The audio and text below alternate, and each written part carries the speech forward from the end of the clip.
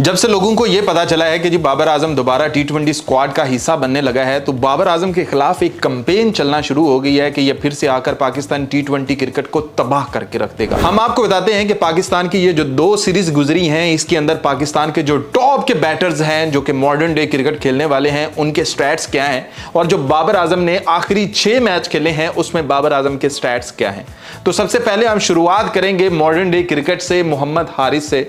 मोहम्मद हारिस के इंटेंट से शुरुआत करेंगे, मोहम्मद हारिस के मॉडर्न डे क्रिकेट के स्टाइल से बात शुरू करेंगे। मोहम्मद हारिस के इन 2 सीरीज के अंदर यानी कि 6 मैचेस के अंदर टॉप स्कोर जो उसका है वो 6 स्कोर है, जो उसने एक गेंद के ऊपर छक्का मारा था, जिसकी वजह से उसका स्ट्राइक रेट वो जो उस इनिंग का है ना वो 600 का है। वरना उसके अलावा मोहम्मद हारिस के स्कोर हैं 4, 0, 5, 2, 4। बस यही मोहम्मद हारिस के स्टैट्स हैं, यानी कि उसका हाईएस्ट स्कोर 6 है। अगर आप एवरेज की बात करते हैं तो मोहम्मद हारिस का 6 मैचेस के अंदर एवरेज है 3 की और स्ट्राइक रेट है 125 का। आपको बताया ना कि जो एक गेंद पर 6 स्कोर मारे थे मोहम्मद हारिस ने, जिसकी वजह से उस इनिंग के अंदर उसका स्ट्राइक रेट 600 का आ रहा था, उस वजह से उसका स्ट्राइक रेट 125 का आ रहा है अगर एवरेज निकाल रहे हैं, वरना उसका स्ट्राइक रेट आ रहा है 30 का, 35 का। ये है जी मॉडर्न डे क्रिकेट का सबसे पहला नाम मोहम्मद हारिस। फिर बात करते हैं सलमान अली आगा। जब पाकिस्तान ने 200 स्कोर मारा पाकिस्तान के अंदर, तो सलमान अली आगा का कहना था कि जब तक मैं कप्तान रहूंगा पाकिस्तान तो ऐसे ही खेलेगा। पाकिस्तानी टीम के अंदर बाबर आजम, मोहम्मद रिजवान ठीक है, बहुत अच्छे हैं, वो हमारे प्लान का हिस्सा हैं, लेकिन जब तक वो अपनी क्रिकेट को बेहतर नहीं करते, यानी कि मॉडर्न डे क्रिकेट नहीं खेलते, टी20 के अंदर जगह उस तरह से नहीं बनती है। तो बताते हैं आपको सलमान अली आगा के स्टैट्स। तो जी सलमान अली आगा ने इन 6 मैचेस के अंदर टोटल स्कोर बनाए हैं 85। तरतीब क्या है? 3 score, 9 score, 12 score, 38 score, 11 score और 12 स्कोर। ये हैं जी स्टैट्स सलमान अली आगा साहब के। अब बात करेंगे जरा स्ट्राइक रेट की, मॉडर्न डे क्रिकेट की, क्योंकि मोहम्मद रिजवान और बाबर आजम तो यहां पर फिट नहीं होते हैं। तो बात करते हैं सलमान अली आगा के कप्तानी रोल के अंदर। तो जी सलमान अली आगा की इन 6 मैचेस के अंदर एवरेज बनती है 14.17 यानी कि 14.17। अब जरा स्ट्राइक रेट की बात कर लेते हैं, तो भाई स्ट्राइक रेट 100 को भी टच नहीं करती है और स्ट्राइक रेट है 90 की। ये हैं पाकिस्तानी टी20 के कप्तान। ना इनसे कोई मसला है, ना मोहम्मद हारिस से कोई मसला है, बाबर आजम से मसला है। अभी लिस्ट खत्म नहीं हुई है, अभी हम आते हैं साइम अयूब पर, फखर जमान पर। पहले फखर जमान की बात कर लेते हैं कि फखर जमान जो इंजर्ड हुए हैं, वो टीम से आउट हुए हैं। फखर जमान ऐसा प्लेयर है कि उसको एक मैच के अंदर वो चलेगा और जहां पाकिस्तान मुश्किल का शिकार होगा वो आसानी से निकाल कर ले जाएगा, वो 1 साइडेड मैच जितवा देगा। लेकिन वो एक मैच होगा, क्योंकि फखर जमान हर मैच के अंदर परफॉर्म नहीं करता है और ना ही फखर जमान की वो वाली स्ट्राइक रेट है। आपको बता देते हैं, डिटेल बता देते हैं, परेशान नहीं होना आपने। ये कोई इल्जाम तराशियां नहीं हो रही हैं और ना ही किसी प्लेयर को बुरा भला कहा जा रहा है, सिर्फ बात हो रही है स्टैट्स की, बात हो रही है सबूतों के साथ। तो जी फखर जमान के स्कोर हैं 1, फखर जमान के स्कोर हैं 44, 8, 28 और 20। एवरेज बनती है तकरीबन 20 की। जबकि अगर स्ट्राइक रेट की एवरेज की बात कर ली जाए, यानी कि इन 5 इनिंग के अंदर फखर जमान का जो स्ट्राइक रेट है वो 113 का है। 113 आपने चेक किया। सलमान अली आगा का 90 का है, मोहम्मद हारिस का 125 का है, वो एक छक्का मारकर 600 के स्ट्राइक रेट के साथ, और फखर जमान का 113 का है।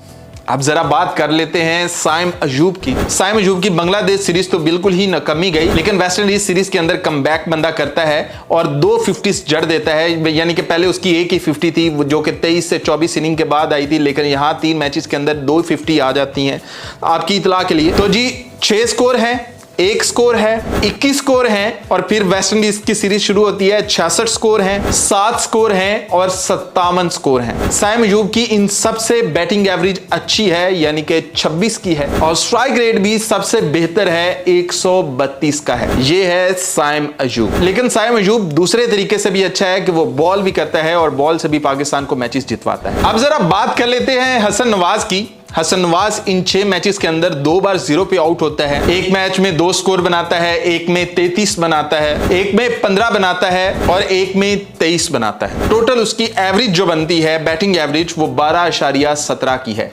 12 की एवरेज के साथ बंदा खेल रहा है, जबकि उसकी इन 6 मैचेस के अंदर स्ट्राइक रेट 118 की है अगर एवरेज निकाली जाए। ये है स्टैट्स पाकिस्तान के टॉप के 5 बैटर्स के। अब बात करते हैं बाबर आजम की। बाबर आजम कमबैक कर रहा है और उससे पहले इस तरह की कैंपेन चल रही है कि भाई बाबर आजम तो पाकिस्तान के क्रिकेट को तबाह करके रख देगा। बाबर आजम के जो आखिरी 6 T20 मैचेस हैं उनकी बात कर लेते हैं। बाबर आजम की ये वो वाली इनिंग है जिसमें बाबर आजम बिल्कुल खत्म हो चुका है। बाबर आजम की आखिरी 6 मैच हैं जिसके बाद हमने फैसला किया था कि भाई बाबर आजम को टीम से निकालना है क्योंकि ये पाकिस्तानी टीम के काबिल नहीं रहा। इन 6 मैचेस के अंदर बाबर आजम एक इनिंग के अंदर 0 पर आउट होता है, एक मैच में 31 बनाता है, एक में 41 बनाता है, 2 मैचेस में 3-3 स्कोर पर आउट होता है और एक मैच के अंदर 36 बनाता है। सामने कौन से ममालिक हैं? एक है ऑस्ट्रेलिया का टूर और एक है साउथ अफ्रीका का टूर। कोई बांग्लादेश, जिम्बाब्वे ये वाली टीमें नहीं हैं। आपके सामने टीमें हैं, ऑस्ट्रेलिया उनका होम ग्राउंड है, साउथ अफ्रीका उनका होम ग्राउंड है। और बाबर आजम की एवरेज बनती है 19 की और स्ट्राइक रेट जिसका सबसे ज्यादा मसला है वो बनता है तकरीबन 150 का 149.66 यानी कि 149.66। ये है बाबर आजम का लास्ट 6 इनिंग का स्ट्राइक रेट जो कि सबसे ज्यादा है। और बाबर आजम से सिर्फ अगर एवरेज की बात कर ली जाए, बैटिंग एवरेज की बात कर ली जाए तो साइम अजूब की ज्यादा है, बाकी सब की कम है। ये है मॉडर्न डे क्रिकेट की असल हकीकत और ये कोई पास से बनाई हुई बातें नहीं है। आप गूगल पर जाकर चेक कर सकते हैं, आप जाकर क्रिकेट की वेबसाइट पर जाकर चेक कर सकते हैं, आपको पता चल जाएगा कि ये जो स्टैट्स बताए गए हैं ये बिल्कुल ठीक है या फिर गलत है।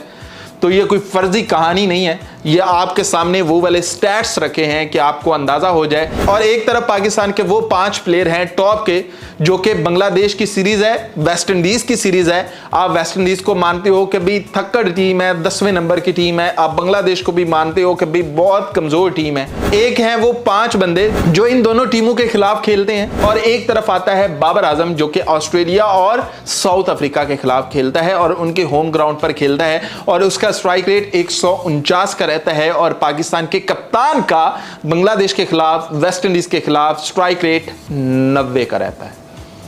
अब आप लोग फैसला कर सकते हैं कि बाबर आजम आकर तबाह कर रहा है।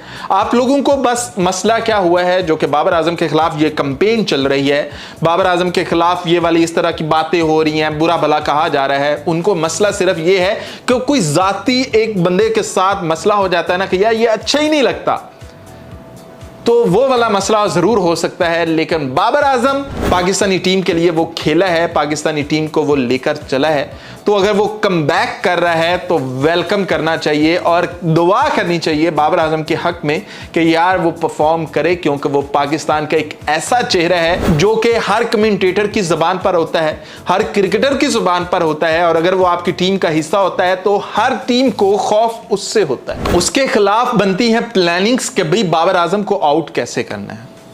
तो भैया बाबर आजम के खिलाफ जरूर बातें करो, लेकिन अभी बात है उसको वेलकम करने की, उसको सपोर्ट करने की। अगर वो पाकिस्तानी टीम में वापस आता है तो पहली बात तो फखर जमान पाकिस्तानी टीम के लिए अवेलेबल हो, दुआ करनी चाहिए। लेकिन अगर वो अवेलेबल नहीं होता है तो बाबर आजम सबसे बेस्ट ऑप्शन है पाकिस्तानी टीम के लिए, पाकिस्तानी अवाम के लिए। तो क्या कहते हैं, बाबर आजम का साथ देना चाहिए, बाबर आजम को कहना चाहिए वेलकम, बाबर आजम आ जाओ और आकर ऐसा फिर से बनो जैसा तुम थे। तुम T20 की दुनिया का नंबर 1 बैटर थे, फिर से बनो। तुम्हारी स्ट्राइक रेट 149 की है, तुम 150 प्लस ले जाओ, बस ऐसे बनो और हमें ऐसा बनकर दिखाओ। क्या कहते हैं आप लोग?